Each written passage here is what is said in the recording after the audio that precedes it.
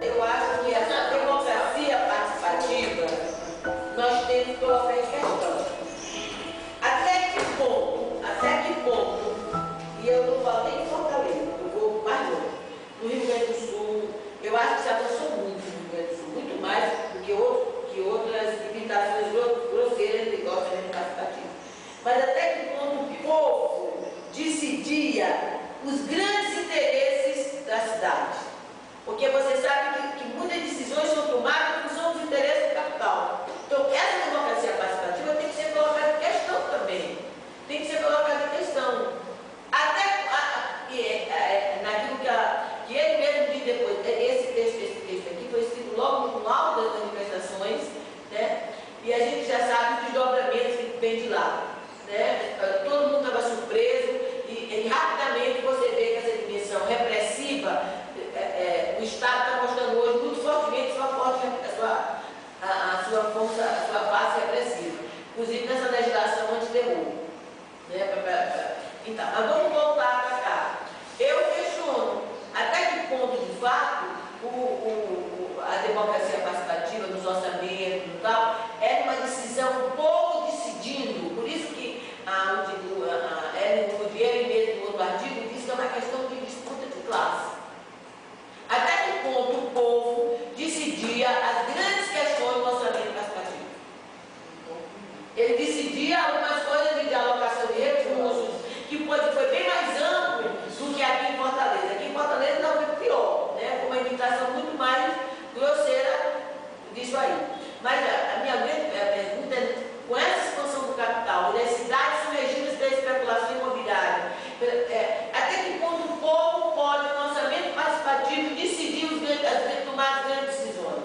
E aí o próprio texto diz, que você leu, quando ele diz que o governo não aceita, em hipótese nenhuma, não sei se é ele, se é ela, agora é o governo, que o capitalismo só se sente seguro.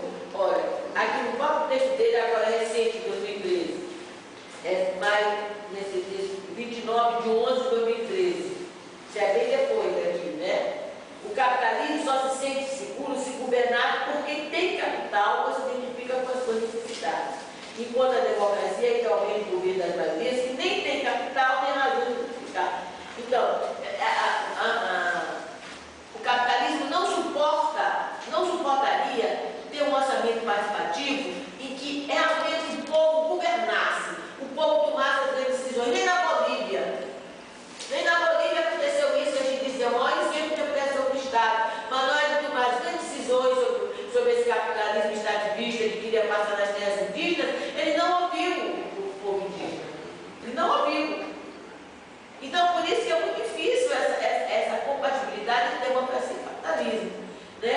E quando ele está falando dessas políticas, essa terceira narrativa que vai falar dessas políticas, né, de inclusão, é uma inclusão pelo consumo. É uma inclusão pelo consumo. Você não tem uma classe média, você tem um segmento da classe trabalhadora que passa os limites.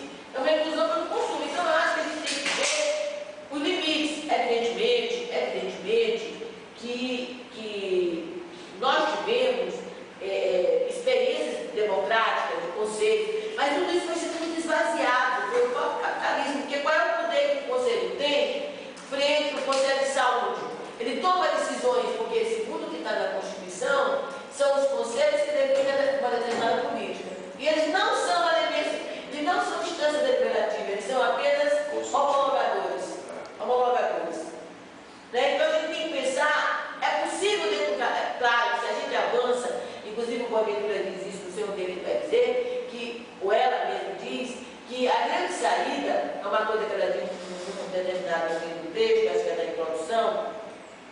que o capitalismo há um paradoxo, eu queria voltar a esse paradoxo. No mundo globalizado de hoje, página 8, é a terceiro parágrafo. No mundo globalizado de hoje, parece que o processo de transformação em produto já avançou muito. Logo depois desse negócio também, já penetrou tão profundamente, quer dizer, a transformação em mercadoria. Já avançou muito, já penetrou tão profundamente em todos os aspectos da vida e se espalhou muito além, para muito além do alcance de qualquer comunidade política, mesmo a nação-estado, que o espaço para a democracia ficou muito estreito e muito pequena a probabilidade de desafiar o capital. Ela está falando que a democracia é capaz de desafiar o capital. Página 8. Não é fácil. Aí ela vem dizer, mas aqui parece que chegamos a um paradoxo interessante.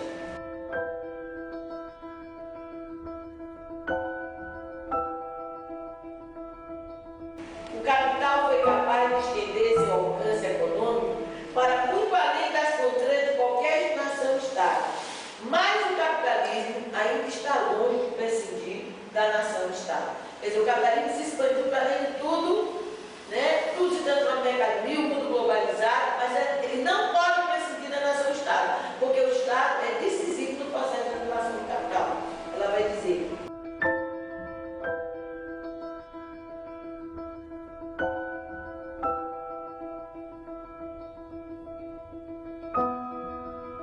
O capital precisa do Estado para manter a ordem e garantir as condições de acumulação.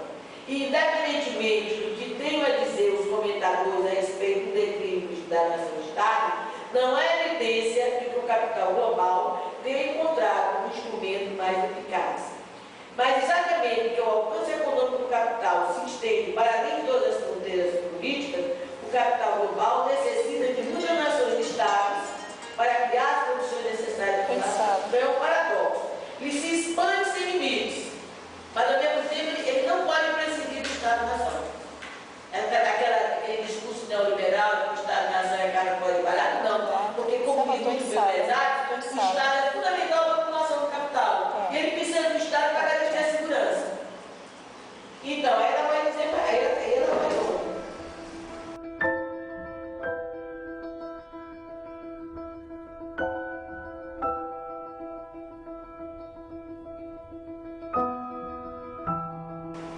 Acredito que hoje estejamos assistindo aos efeitos de uma contradição crescente entre o alcance global das forças econômicas e as instituições de administração e repressão locais e territoriais que o capital necessita.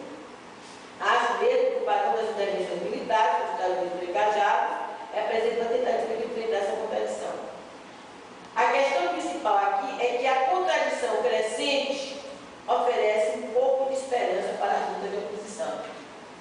Enquanto o capital global depender dos estados locais, como eu acredito que vai continuar a depender, esses estados continuarão a ser um alvo potencialmente útil para as forças de oposição.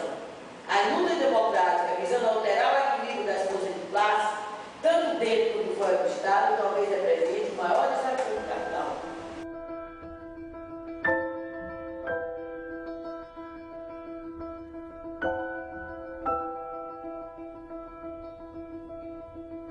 Quer dizer, se você tivesse uma mobilização muito forte, né, dentro que mexesse com uma relação de força, como por exemplo,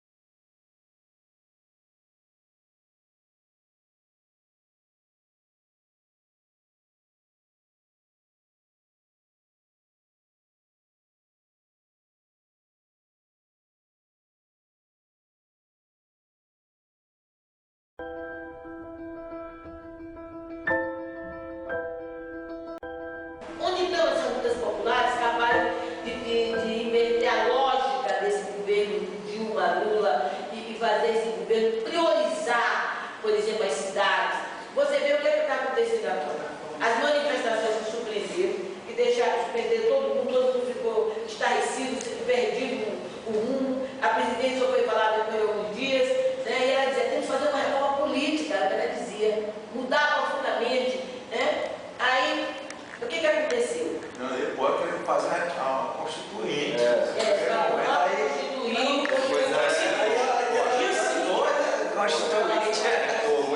hora que ela falou em nova constituinte, os interesses capitalistas pularam fora, né? Então, o que aconteceu? Porque é a pergunta que a Udiala faz aqui nesse texto. Ela faz em relação ao pessoal lá no início do anticapitalismo. Ela, em 95, ela está falando do Seattle, Gênova, Porto Alegre. Ainda é muito cedo para sabermos aonde esse movimento vai nos levar, mas uma coisa é certa: por mais diversificado que seja o impulso em direção à democracia, por mais diversificados que seja, o impulso em direção à democracia é uma motivação comum. Então, eles traziam para os movimentos, as rebeliões juvenis, traziam para a rua a questão da democracia. Nós não queremos a democracia que está aí, nós queremos saúde no padrão FIFA, nós queremos educação, aí o negócio dos mais velhos, que é outra grande questão. Tá, mas o que aconteceu? Rapidamente a mídia foi fazendo toda uma leitura e uma imaginação, inclusive fazendo essa divisão entre os manifestantes pacíficos e os vândalos. Aí acontece a tragédia da morte de Maria Lista, né? Cinegrafista. Então, o que aconteceu agora? Essa força que eclodiu das ruas, ela está sendo criminalizada. Leia de terror, né? E eu faço uma pergunta para vocês. Vocês acham que na Copa do Mundo, você acha que você vai conseguir? A pergunta é essa. Você acha que na Copa do Mundo, viu, Davi? Você acha que na Copa do Mundo as rebeliões vão ter a pujança que tiveram na Copa das Confederações? Será que os jovens vão para a rua com a mesma... Primeiro que tem a punição exemplar, a coisa antiterrorista, né? O negócio dos vândalos, né? A lei. Projeto, né? Mas passou ainda não, passou? Nós estamos debatendo isso ontem lá no Instituto Federal. Rafael? É um absurdo, é uma coisa branco e o inenarrável. Então você vai também falar para a gente assim, na próxima aula você vai saber. O economista da UFC. Pois é, aí eu fico me perguntando, a indignação é a mesma, mas as pessoas estão meio apavoradas. E você vê que o marketing está sendo jogado o tempo inteiro, o nacionalismo, o futebol voltou para sua casa, aquele marketeiro é um infeliz que ele fez uma coisa brilhante, o futebol voltando para sua casa. Mas depois de 60 anos eu vou ter de novo uma propaganda oficial, né? O governo se pronunciou de maneira mais ofensiva em relação à Copa. Não é uma propaganda oficial, é propaganda de uma marca privada. Sim, mas nem precisa, porque ali o Brasil está voltando para a Copa. Então você de volta o sentimento de patriotismo, de não sei o quê. Aí eu não sei avaliar. Estou perguntando, será que vamos ter na Copa manifestações com a pujança que tivemos? Eu não sei, mas é que assim, não consegue, eu acho, identificar, como eles mesmo falam nos textos, qual é o norte. O que quer atingir? Porque se quiser, basta uma estratégia, entendeu? Porque a partir do momento, por exemplo, que no Rio, que é o que estava acontecendo agora, a primeira manifestação do dia 24, depois da morte do cinegrafista, eles começaram uma nova estratégia, e para cada nova estratégia foi uma nova resposta. Então a estratégia era não mais se manifestar, porque na hora que eles vieram, a polícia estava em outra estratégia, batendo e mandando todo mundo sentar. E aí o que acontece? Porque agora a polícia está legitimada para bater. Porque você mas não está deixando de seguir, independentemente se é black bloc ou não. O que acontece? Normalmente, na lógica do movimento, eles se rebelam. Né? Depende de saber quais são os objetivos. O objetivo era só balançar o governo ou tem objetivos a mais? Por exemplo, a polícia que entrou numa greve em 97, uma greve muito pesada. Né? Aí o que eles fizeram? O governo mandou prender cada um cabeça dentro de casa. Foi o que eles fizeram agora lá de 2011 para 2012. Eles se aquartelaram e o governo não conseguiu. Cada vez que eles têm, eles mudam.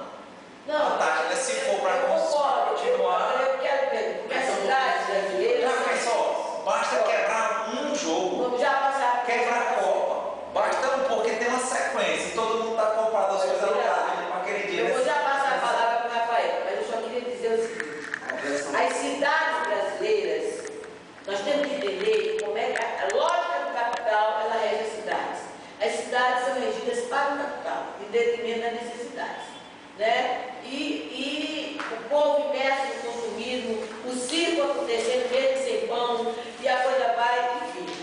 Aí eu pergunto, a indignação está posta, mas o medo também. E esse caso do cinegrafista foi exemplar.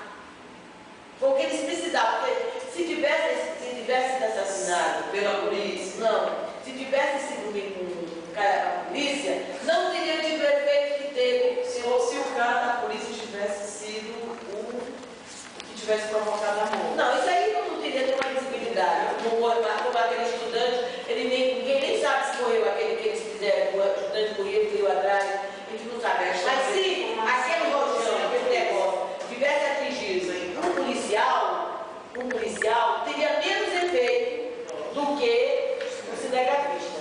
Então colocou-se no colo da Dilma um cadáver. Colocou-se no seio do cadáver. E um mártir. E uma família. Né? Bem, e essa lei é de terror. Daí eu passo a palavra para o Rafael. Sobre isso, sobre as mortes, né, até debateu ontem no e aí, no debate que teve lá no Distrito Federal, né, e aí tem uma lista aqui, com 4 páginas, de pessoas mortas ou feridas pela polícia durante as manifestações. Então a mídia e o governo foram bem seletivos ao colocar os holofotes na morte do Santiago, né, que foi um acidente trágico, mas deve ser lamentável. Mas tem alguns nomes de pessoas que morreram lá. Sobre aquela pergunta que a senhora fez, sobre se vai ter ou não, né? A gente, um colega nosso lá no debate, trouxe alguns dados de uma pesquisa feita recentemente. E os dados eram o seguinte: se o Brasil fosse hoje, né, se a decisão do Brasil sediar a Copa fosse hoje, 52% dos brasileiros seriam contra o Brasil sediar a Copa. Mentira, plebiscito. Sobre se haveria manifestações durante a Copa, 85% disseram que acham que vai haver manifestações durante a Copa. E 15% disseram que vão estar lá. A gente comparou brevemente os números de quantos estiveram em junho, julho, agosto de 2013, e 15% é muito mais do que o Janeiro de 2013. É muito mais, é questão de milhões e milhões e milhões. Agora é o seguinte: em algum momento você acha que esse governo se perderia um plebiscito se você quer olhar para a Copa se realize? Não, porque havia interesse do capital, muito pode. A Copa, na casa da carteira, tem fortíssimo interesse do capital.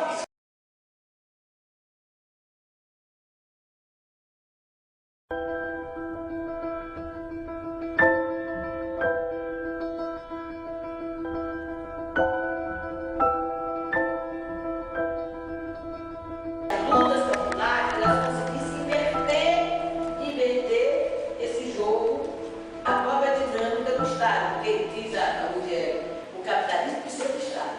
Ele não precisa do Estado. Ele não se expande pelo mundo sem o Estado. Aí nós temos que entender a posição do Estado. E aí, qual é o peso que a gente tem, por exemplo, em Fortaleza, onde você tem o Estado estadual, o Estado municipal, nas mãos do mesmo grupo, não tem mais nenhum antagonismo. Qual é a força que as movimentações têm? O Roberto estava dizendo, não sei. Chega lá, assinei, o povo todo do MFP, não vou falar com vocês. Não vou falar, não quero falar. Não vou atender. Você não tem. Então, como é que essas manifestações vão conseguir inverter?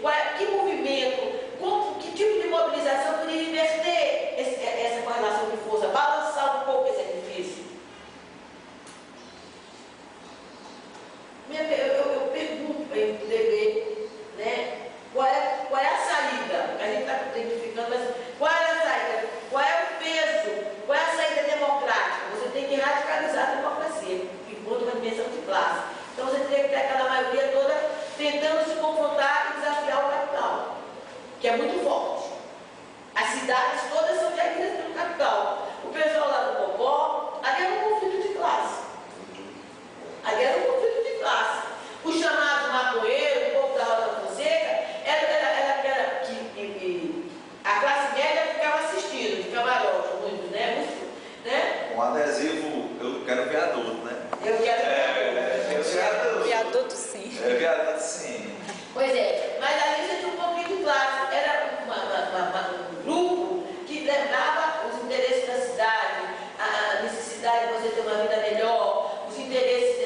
ambientais,